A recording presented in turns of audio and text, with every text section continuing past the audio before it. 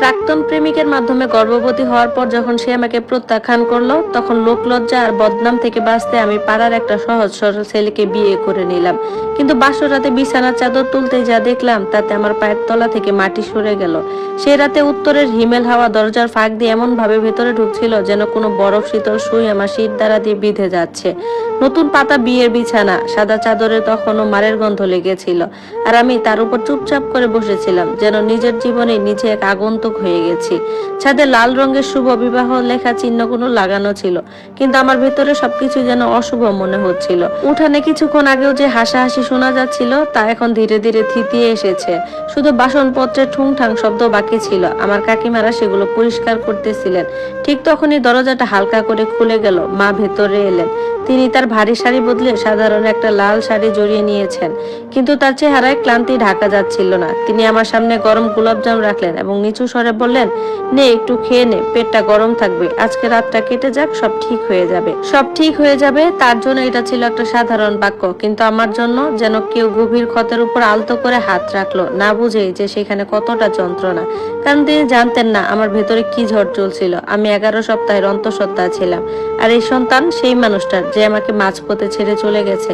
ওর নাম ছিল সোহেল, যে প্রথমে ফোন ধরা বন্ধ করে দিয়েছিল, তারপর আমাকে সব জায়গা থেকে ব্লক করে দিল। 1 মাস পর শুধু একটা মেসেজ এসেছিল, আমাকে ক্ষমা করে দিও, আমি এটার জন্য এখনো প্রস্তুত নই। ব্যাস এতটুকুই। যেন কোনো সম্পর্কই ছিল না আমাদের, কোনো দায়বদ্ধতা ছিল না, শুধু একটা ভুল ছিল যা মুহূর্তের মধ্যেই মুছে ফেলা সম্ভব। ভয়েস এন্ড ভিডিও, জান্নাত স্টোরি। যখন আমি আমার মাকে সব ঘটনা খুলে বললাম, তিনি কিছুক্ষণ স্তব্ধ হয়ে দাঁড়িয়ে রইলেন। তার চোখে ছিল ভয়, কিন্তু রাগ নয়। তারপর তিনি যা বললেন তা আমার জীবনে মোড় ঘুরিয়ে দিল। তিনি আমাকে বললেন, আমরা লড়াই করতে পারবো না, তার চেয়ে ভালো তুই অর্জুনকে বিয়ে করে নে। ওই মোড়ের মাথার ছেলেটা অর্জুন, সেই ছেলে যাকে পুরো পাড়া বোকাশোকা বা একটু কম বুদ্ধির বলতো। ও খুব ধীরে কথা বলতো, প্রতিটি কথায় হাসতো, আর এমন ভাবে হাঁটতো যেন কাউকে চোট না লাগে। মানুষের চোখে ও ছিল এক সহজ সরল মানুষ, যাকে বোঝাও যায় সহজ আর ব্যবহারও করা সহজ। কিন্তু আমি তাকে অনেকবার দেখেছি বাজারে বয়স্ক মহিলাদের ব্যাগ হাতে এগিয়ে নিতে, বৃষ্টির মধ্যে কোনো অপরিচিতের বাইক ঠেলতে সাহায্য করতে, আর একবার আমার পড়ে যাওয়ার টাকা কোনো কথা না বলে ফিরিয়ে দিতে। ওর চোখে এমন কিছু একটা ছিল যা বাকি দুনিয়ার কাছে ছিল না, এক গভীর শান্তি বা হয়তো কোনো গভীরতা যা কেউ বোঝার চেষ্টাও করেনি। যখন আমি হ্যাঁ বললাম, মায়ের হাত তখন কাঁপছিল। বিয়েটা এত তাড়াহুড়ো করে হলো যে ফুলের মালাগুলোতে তখনও ট্রাকের ধোয়ার গন্ধ লেগেছিল। মানুষ হাসাহাসি করতেছিল, ফিসফাস করছিল, লাভ ক্ষতির হিসাব করছিল। ছেলের বিয়ে হয়ে গেল, মেয়ে পক্ষের কাজ উদ্ধার হলো। সবারই কিছু না কিছু বলার ছিল, শুধু আমারই কোনো কথা বলার ছিল না। আর এখন সেই বিয়ের প্রথম রাত। ঘরে অর্জুন আমার থেকে কিছুটা দূরে চেয়ারে বসেছিল। কোনো তাড়াহুড়া নেই, কোনো অদ্ভুত আচরণ নেই, শুধু একটা স্তব্ধতা যা আমার হৃদস্পন্দনের চেয়েও ভারী মনে হচ্ছিল।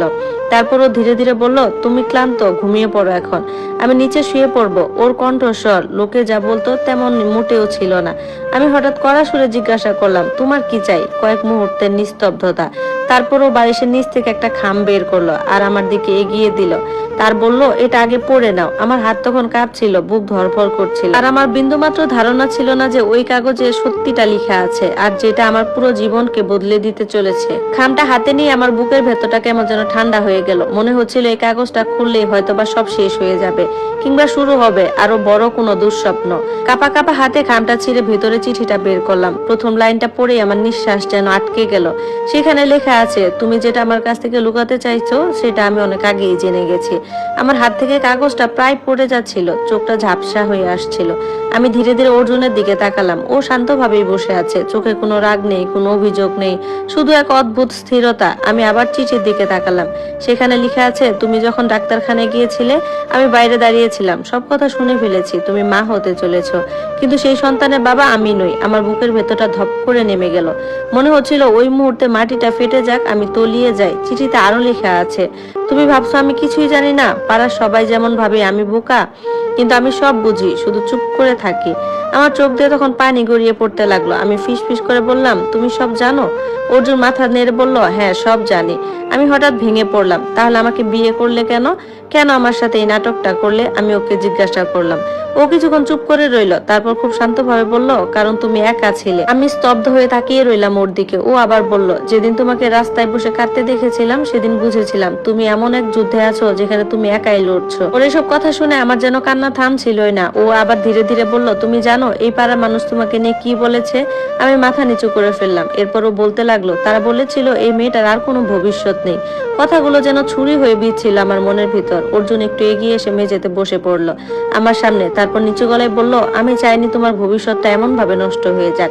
আমি অবিশ্বাস নিয়ে তাকিয়ে রইলাম ওর দিকে। তুমি এই সন্তানের ব্যাপারটা মেনে নিতে পারবে? ওকে জিজ্ঞাসা করলাম। ও হালকা হাসলো আর বলল, এই শিশুটা তো কোনো দোষ নেই। আমার চোখ আবার জলে ভিজে গেল। ও আরো একটা কথা বলল, যেটা শুনে আমার ভেতরে সবকিছু কেঁপে উঠলো। সে বলল, আমি চাই যদি তুমিও চাও এই বাচ্চাটাকে আমরা আমাদের সন্তান হিসেবে বড় করব। আমি হঠাৎ চিৎকার করে উঠলাম, কেন কেন তুমি আমার জন্য এত কিছু করবে? আমি তো তোমাকে ভালোবাসি না। ঘরটা নিস্তব্ধ হয়ে গেল। অর্জুন কিছুক্ষণ চুপ করে থাকলো, তারপর খুব আস্তে বলল, আমি তো ভালোবাসি তোমাকে। আমার নিঃশ্বাস বন্ধ হয়ে গেল। ও চোখটা নামিয়ে বলল, অনেকদিন ধরে, কিন্তু কখনো বলার সাহস পাইনি তোমাকে।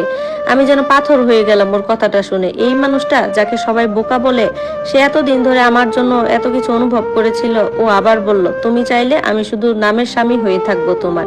তোমার জীবনে কোনো জোর করব না। শুধু একটা কথা দাও, নিজেকে আর কখনো একা ভাববে না। আমার বুক কান্নায় ভেঙে পড়লো। আমি জীবনে প্রথমবার বুঝলাম কেউ আমাকে ব্যবহার করতে চায় না, কেউ আমাকে বাঁচাতে চায়। আমি ধীরে ধীরে বিছানা থেকে নেমে এলাম আর মেঝেতে বসে পড়লাম অর্জুনের সামনে। আমার কাপা হাতটা ওর দিকে বাড়িয়ে দিলাম আর বললাম, আমি চেষ্টা করব। অর্জুন একটু থেমে আমার হাতটা ধরলো। ওর হাতটা গরম, স্থির, কিন্তু নিরাপদ ছিল। সেই রাতে প্রথমবার মনে হলো হয়তো আমার জীবন পুরোপুরি শেষ হয়ে যায়নি। কিন্তু আমি জানতাম না যে এই শান্তির আড়ালে লুকিয়ে আছে আরো অনেক বড় একটা সত্য, যেটা খুব শিগগিরই আমার সামনে আসবে। আর সেই সত্য জানার পর আমি সিদ্ধান্ত নিতে বাধ্য হব যে আমি কাকে হারাতে প্রস্তুত আর কাকে বাঁচাতে চাই। ধন্যবাদ সবাইকে। গল্পটি কেমন লাগলো সবাই জানাবেন। এটি ছিল গল্পের প্রথম অংশ, আর বাকি অংশগুলো খুব তাড়াতাড়ি আপলোড করা হবে। ততক্ষণে সবাই সাথেই থাকুন, আর প্রত্যেকটা পর্বই গল্পের কমেন্ট বক্সে দেওয়া থাকবে, সেখান থেকে দেখে নেবেন। ধন্যবাদ।